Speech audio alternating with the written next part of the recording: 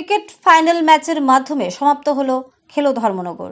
ধর্মনগর পুর পরিষদের উদ্যোগে 1.5 মাস থেকে শুরু হওয়া খেলো ধর্মনগর সিজন 2 সমাপ্ত হলো আজ অর্থাৎ শনিবার ক্রিকেট ফাইনাল ম্যাচের মাধ্যমে। এই ক্রিকেট ফাইনাল ম্যাচ অনুষ্ঠিত হয় দুটি শক্তিশালী টিমের মধ্যে, রাইজিং সান এবং সোনালী শিবির। ফাইনাল ম্যাচটি অনুষ্ঠিত হয় ধর্মনগর বিবিআই স্কুলের ময়দানে। টস জিতে ফিল্ডিংয়ে সিদ্ধান্ত নেয় সোনালী শিবির ক্লাবের প্লেয়াররা।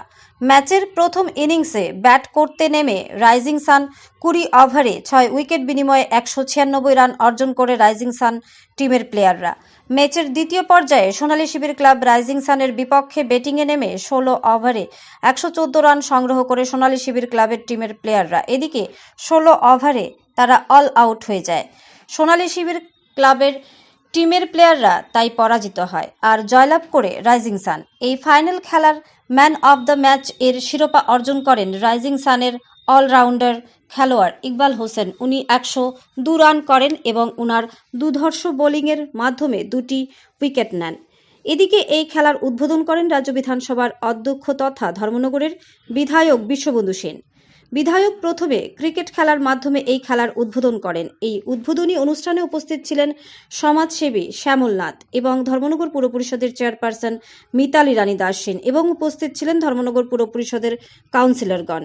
এই খেলা দেখার জন্য ধর্মনগরের জনসাধারণ ধর্মনগর বিবিআই স্কুলের ময়দানে ভিড় জমান। গ্যালারি ছিল কানায় কানায় পূর্ণ দর্শকদের ভিড়ে। এদিকে সংবাদ মাধ্যমের ক্যামেরার মুখোমুখি হয়ে বিধায়ক জানালেন যে এই মাসের দ্বিতীয় সপ্তাহের মধ্যে খেলো ধর্মনগরের পুরস্কার বিতরণী অনুষ্ঠান অনুষ্ঠিত হবে। ইতিমধ্যেই বিধায়ক উন্নয়ন তহবিল থেকে অর্থরাশি মহকুমা প্রশাসনকে বিধায়ক জানিয়ে দিয়েছেন দেওয়ার জন্য। তাছাড়া আগামী দিনে সাংস্কৃতিক পরিকাঠামোর মাধ্যমে শুরু হবে এক ভিন্ন অনুষ্ঠান। পাশাপাশি উনি জানান যুব সমাজকে নেশা থেকে দূরে রাখা এবং মাঠমুখী করার জন্য এই উদ্যোগ ধর্মনগর পুর পরিষদের। খেলো ধর্মনগর 2025 2024 থেকে শুরু হয়েছে খেলো ধর্মনগর। প্রায় 3.5 থেকে 4,000 পার্টিসিপেন্ট অংশগ্রহণ করেছে খেলা ধর্মনগর বিভিন্ন ইভেন্টে। প্রত্যেকটি ইভেন্টে যথেষ্ট উত্তেজনাপূর্ণ ছিল এবং এই উত্তেজনার মধ্যে কিন্তু ভাইচারা ছিল। খেলার মধ্যে এক্সাইটমেন্ট থাকবে, এটা আবার একটু কমে স্থিমিত হয়ে যায়। আজকে ধর্মনগর দুটো সেরা দলের ক্রিকেট ফাইনাল। আমরা এই ফেব্রুয়ারির দ্বিতীয় সপ্তাহের মধ্যে সবাইকে পুরস্কার আমরা দিয়ে দেব। আজকে আমি এমএলএ ফান্ডের থেকে কিন্তু আর্থিক পুরস্কার দিয়ে আসি।